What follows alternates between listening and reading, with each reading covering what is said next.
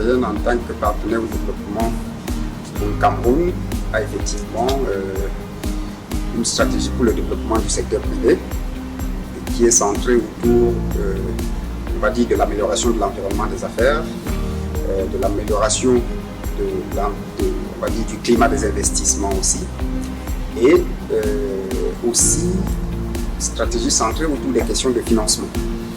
Évidemment, l'Union européenne n'est pas une banque, ce qui veut dire que sur ce pilier financement, l'Union européenne se base sur des partenaires qui peuvent être la Banque européenne d'investissement, qui peuvent être l'Agence française de développement à travers son pilier financier qui est Proparco.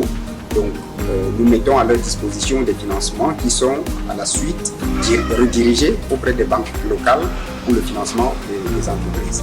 Et donc, l'Union européenne finance beaucoup de projets qui sont des dispositifs d'appui à la compétitivité, qui apportent des solutions aussi bien techniques, ça peut être du renforcement de la chaîne de production de l'entreprise, mais ça peut être aussi du renforcement des capacités des employés de l'entreprise ou des dirigeants de l'entreprise.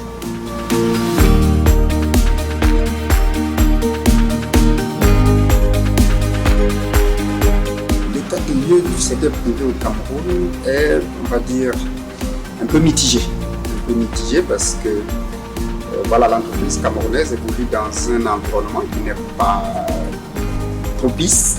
Je parle de 203 000 entreprises au Cameroun. Parmi les 203 000, vous dénombrez à tout casser entre 450 et 500 grandes entreprises. Et quand on dit grandes entreprises, ici on parle des entreprises qui réalisent un chiffre d'affaires de plus de 3 milliards de francs CFA par an. On a affaire à un tissu économique qui est très fragile parce que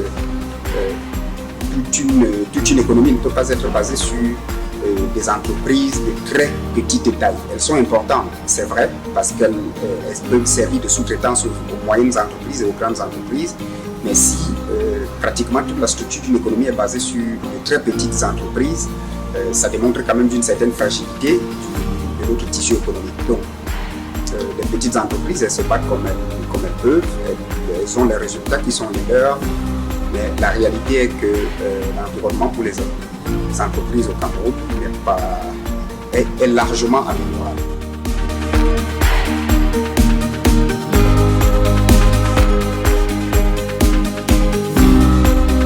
Et il faut travailler sur cette structure que je viens de décrire, faire en sorte que les petites entreprises soient beaucoup plus solides, qu'elles sortent de cette zone de fragilité, qu'elles renforcent leur productivité, parce qu'il faut travailler à ce que ces entreprises-là deviennent des entreprises plus solides financièrement, plus solides techniquement. Et voilà, il faut les accompagner dans la structuration, il faut les accompagner dans la recherche des financements.